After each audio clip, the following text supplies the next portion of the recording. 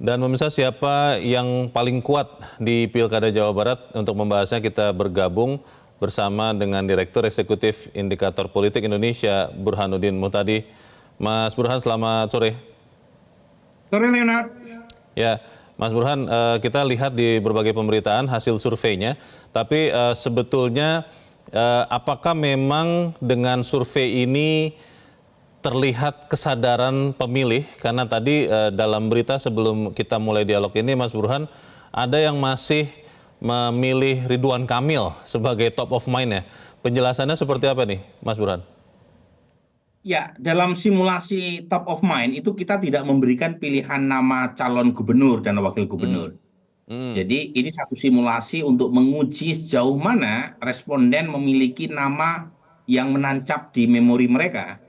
Nah, kalau kita melihat ada 2,4% warga yang menyebut nama Ridwan Kamil, ada juga yang menyebut Anies Baswedan 0,2%, itu memori di kepala responden yang menjawab kedua nama ini ya hanya ada dua nama itu.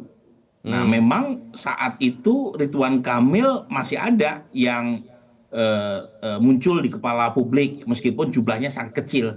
Nah, ini berbeda dengan survei kita bulan Juli. Pada saat simulasi yang sama di bulan Juli dan Ridwan Kamil belum formal atau resmi maju di Jakarta, saat itu Ridwan Kamil yang paling tinggi di simulasi top of mind dan simulasi yang lain. Nah, sekarang sebagian besar pendukung Ridwan Kamil itu sudah hijrah. Dan itu terbukti ketika simulasi dilakukan dalam berbagai macam cara, itu elektabilitas Deddy Mulyadi yang mengungguli dalam jumlah yang signifikan dibanding nama yang lain. Karena tadi limpahan suara dari pendukung Ridwan Kamil. Oke. Tadi sempat diperlihatkan di layar Metro TV, Mas Burhan, hasil dari apa yang Anda baru saja luncurkan ya, top of mind calon gubernur. Saya tertarik dengan yang paling atas dan yang paling bawah itu, Mas Burhan. Paling atas Deddy Mulyadi itu angkanya 40 sekian, tapi yang paling bawah tidak tahu itu malah lebih besar lagi.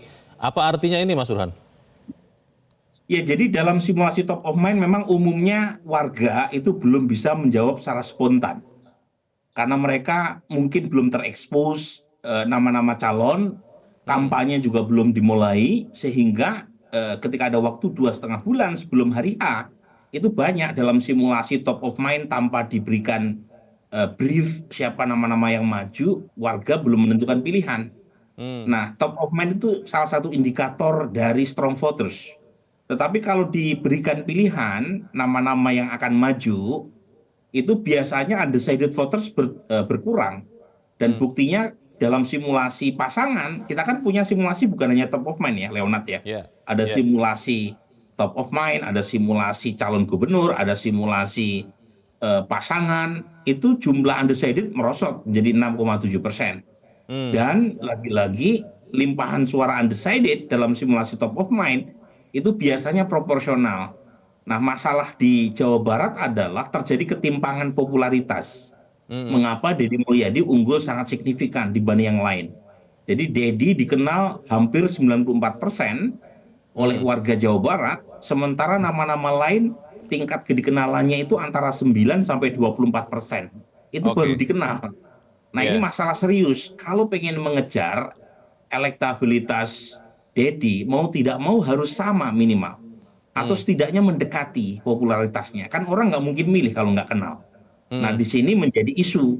Nah, di antara nama yang relatif dikenal, di antara rival-rival Deddy Mulyadi, itu Saihu, Presiden PKS. Itu pun tingkat kedikenalannya kurang lebih 24%.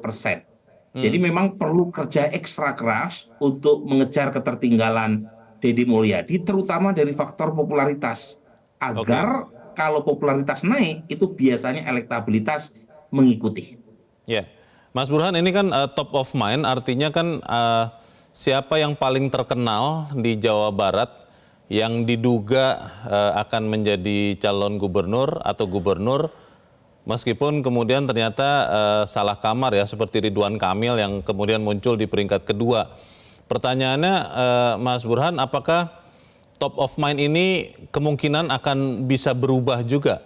Mungkin akan ada yang bertambah begitu karena nanti sudah difilter lagi, atau seperti apa, biasanya, Mas Burhan? Ini bukan mengukur kedikenalan ya top of mind tuh. Top of mind itu mengukur elektabilitas tanpa diberikan pilihan jawaban. Mm-mm. Jadi tanpa disodori pilihan jawaban. Jadi spontan aja yang ada di kepala responden siapa yang akan mereka pilih. Ini Nah, seperti seperti apa, esai begitu ya, Mas Burhan ya? Bukan ya, ada saya, pilihan, ya nggak boleh ada memilih pilihan begitu. jawaban. Jadi siapa Hmm. yang ibu bapak pilih jika pemilu Jawa Barat dilakukan hari ini. Nah, Hmm. tanpa punya jawaban itu top of mind. Makanya kita tampilkan simulasi dalam berbagai macam bentuk kan. Jadi kalau Anda baca puluhan halaman yang kita Iya. rilis tadi siang, Iya. Iya. itu banyak sekali bukan hanya simulasi top of mind, ada simulasi 8 nama cagup dan cawagup, ada Hmm. simulasi cagup saja 4 calon yang sudah resmi ya diusung oleh koalisi dan ada simulasi pasangan yang mendekati kertas suara. Nah, yang di layar ini simulasi kertas suara. Nah, di Iya. situ undecided berkurang kan dari Mm-mm. puluhan persen tinggal 6, sekian persen. Karena Mm. ada nama-nama yang disodorkan kepada responden. Iya. Nah, per hari ini nama-nama undecided tadi itu cenderung lari kepada calon yang mereka kenal. Tadi yang saya sebut ada ketimpangan popularitas. Iya. Jadi buat misalnya nama seperti Ahmad Syaihu atau Ilham Habibie, Mm-mm. kemudian Pak Acep, kemudian Pak JJ, itu ya mau tidak mau harus meningkatkan kekenalan. Nah, per hari ini Mm. Pak Syaihu misalnya itu Iya. popularitasnya hanya kuat di Kota Bekasi dan Mm. pemilih PKS. Mm. Kemudian Pak Ilham Habibie itu kuatnya hanya di kota ya, tapi di desa-desa banyak yang belum kenal Pak Ilham Iya. Habibie. Iya. Pak JJ itu hanya dikenal lokal di Pangandaran karena beliau Bupati Pangandaran. Pak Acep juga sangat lokal. Jadi ini yang membuat Pak Dedi melenggang karena Hmm. lawan-lawannya tidak imbang dari sisi Oke. popularitas. Kalau saya mengartikan bahwa hasil dari survei indikator ini terakhir, Mas Burhan, benar-benar adalah apa ya, popularitas dari tokoh dan Ya, partai belum bergerak, itu tepat atau kita melihat sebenarnya partai pendukung atau pengusung sudah bergerak juga? belum ya, kalau kita lihat dari data yang kita punya baru PKS ya Hmm. yang sangat solid mendukung Syaihu. Sementara Deddy Mulyadi meskipun tidak didukung oleh partai-partai seperti PD Perjuangan, PKB, Hmm. cukup banyak mampu mencuri dukungan dari basis partai yang secara resmi tidak mendukung dirinya. Artinya Hmm. partai Hmm. belum bergerak, calon juga belum bergerak. Baru Iya. PKS saja yang relatif bergerak. Sehingga terjadi semacam loyalitas basis pemilih PKS yang mengusung Hmm. Syaihu tegak lurus dengan pilihan pilkadanya. Ini Iya. berbeda dengan partai-partai lain di mana Oke. Deddy Mulyadi begitu intrusif ya, penetratif untuk menggarap bukan hanya basis partai Iya. pendukungnya, Iya. tapi juga basis partai-partai yang lain. Tapi lagi-lagi ini waktu masih ada 2,5 bulan, Leonard. Hmm. Kita Hmm. tunggu pergerakan dari rival-rival Deddy Mulyadi karena biasanya Jawa Barat itu kompetitif. Jadi kita menunggu ya kompetisi yang lebih sengit ya antara para Oke. calon dan Iya. harapan saya tanpa harus menunggu proses kampanye resmi. Karena Hmm. kampanye resmi sendiri kan masih ada beberapa hari ke depan. Dan Hmm. ini sudah ditetapkan oleh KPUD, silakan mengajak masyarakat untuk memilih mereka dengan menawarkan program sebaik mungkin Iya. buat Jawa Barat yang kita Iya. tahu adalah provinsi paling gemuk seluruh Indonesia. Jadi ini terakhir saja, singkat saja, Mas Burhan, kemungkinan masih bisa berubah ya hasil survei ini dengan nanti realita pada saat pencoblosan. Sangat mungkin karena ini kan survei awal September ya, Leonard. Hmm. Dan dalam survei di bagian slide-slide awal saya tampilkan, meskipun preferensi warga Jawa Barat sudah muncul terkait dengan pilihan calon gubernur, tetapi ketika ditanya kapan mereka menetapkan Iya. siapa calon pasangan yang akan mereka pilih, jadi ketetapan itu kapan mereka akan tentukan, itu 70% mengatakan waktu kampanye resmi hingga pemilihan di bilik suara. Oke. 70%. Artinya Iya. banyak pemilih yang masih wait and see sebenarnya. Meskipun mereka sekarang punya preferensi ke Dedi, itu tidak ada jaminan preferensi tidak berubah.